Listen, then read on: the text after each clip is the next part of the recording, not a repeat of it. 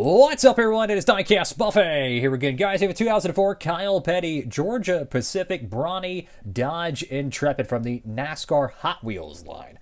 One of my favorite diecasts ever is the Hot Wheels 164s. Let's go ahead and check them out. Or check this one out. All right, folks, here we go in today's diecast review. And if nostalgia didn't hit you upside the head with this diecast, I don't know what will. Wow, NASCAR Chase for the Cup, Hot Wheels 164s in your retail stores. This one is a used car. I don't know the history of this car. I actually got it. I got it, I think, at a thrift store, I think it was, a couple years ago. So this one, I don't know when it was opened up. I don't know how it was stored.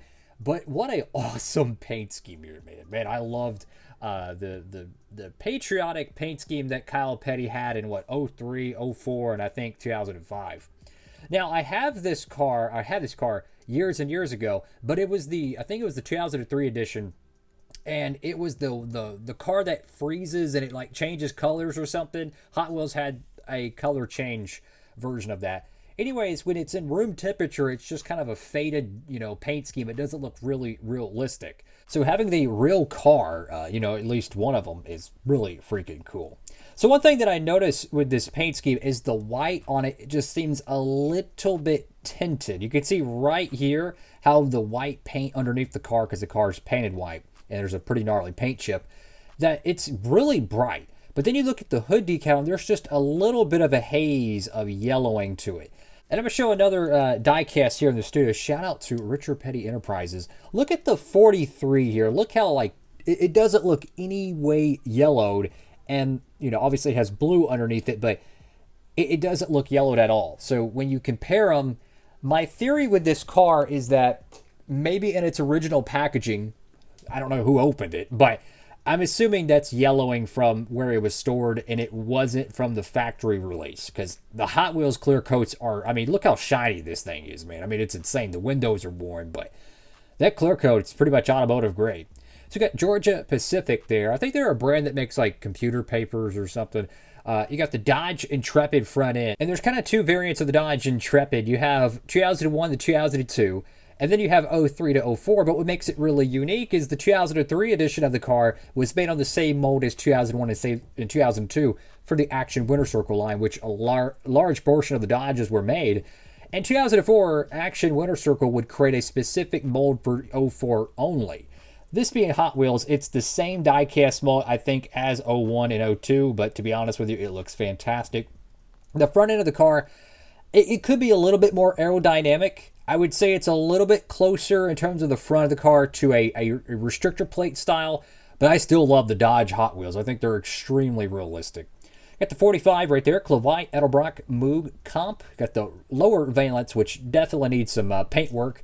You have Petty Enterprises right there at the bottom skirt. I don't know why. I have no idea. Oh, speaking of Kyle Petty and his diecasts, most of them were produced via Hot Wheels. They had a deal with Richard Petty Enterprises. They even made some vintage Petty cars as well.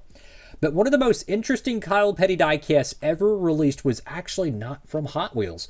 It was a 2003, I think it was Garfield. I think it was his Garfield car. It was released with Action Winter Circle. And I kid you not, it has the Winston Cup decal. It's a normal Winter Circle diecast. If you look closely on the contingency panel, it was made with the Winston Cup decal. I don't know if it was exclusive promo. I don't know how it was released, but it's one of the few diecasts ever to be made in the Winter Circle line that have the Winston Cup logo. It might be the only one. I don't know. But I always thought that was interesting. And it being, of course, the Action Winter Circle one, that was something not very common until 2005 when they started to make them.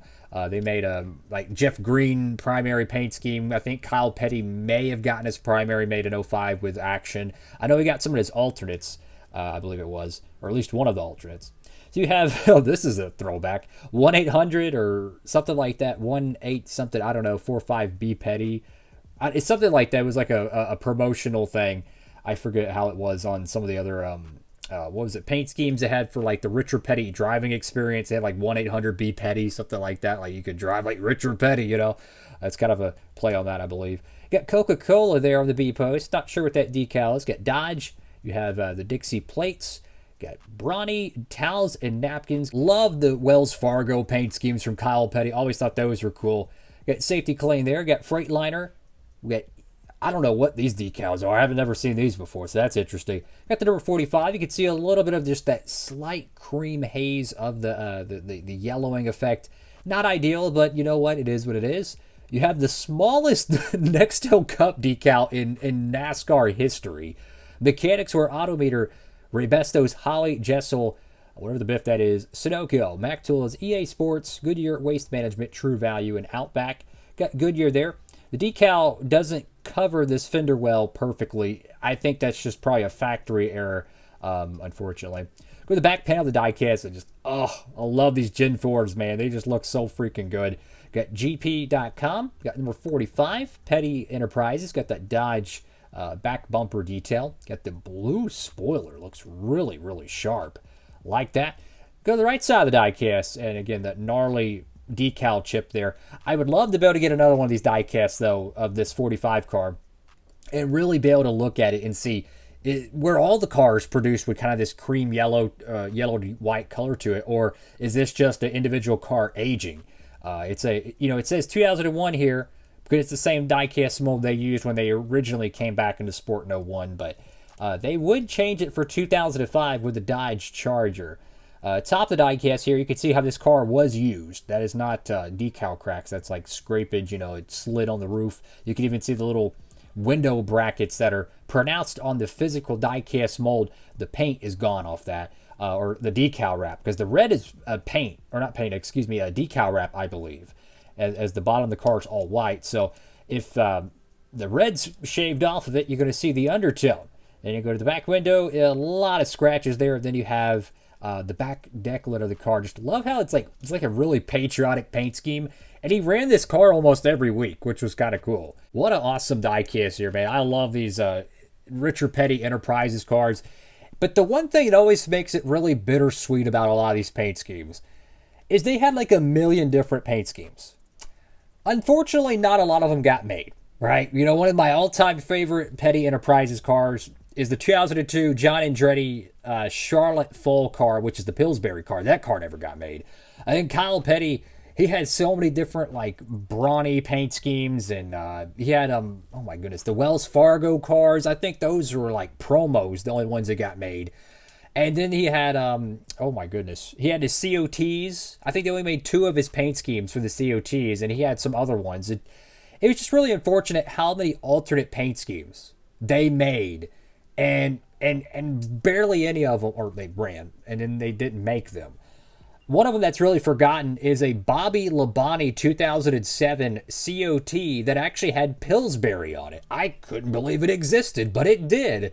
Unfortunately, they never made a diecast for it. So you think about like the Go-Gurt car. You think about the Totino's, is it Totino's? I think that's how you pronounce it. Pizza roll cars. You think about all the different cereal brand cars. A lot of them didn't get made. And it's really unfortunate because I love the General Mills, paint schemes. There's so many great, little liveries and characters and products. It's crazy how, like, even at the peak of NASCAR, and then they were making, this is back at the time when they were making 100,000 Kevin Harvick 124s, and that's not a joke. You could look up the production tag. They would make 100,000 of them in the 124 scale, but Bobby Labonte, Jeff Green, Kyle Petty wouldn't get all their diecasts made. I don't know. It's just interesting. That's all for now. Make sure to like, comment, and subscribe. This diecast is actually not too uncommon. Like, you can find it pretty easily. I just had the loose one in the studio where I'd do a full diecast, review on it. It does have rubber tires. I don't think those are real rubber, but I love the tires on these Hot Wheels cars. They're pretty cool.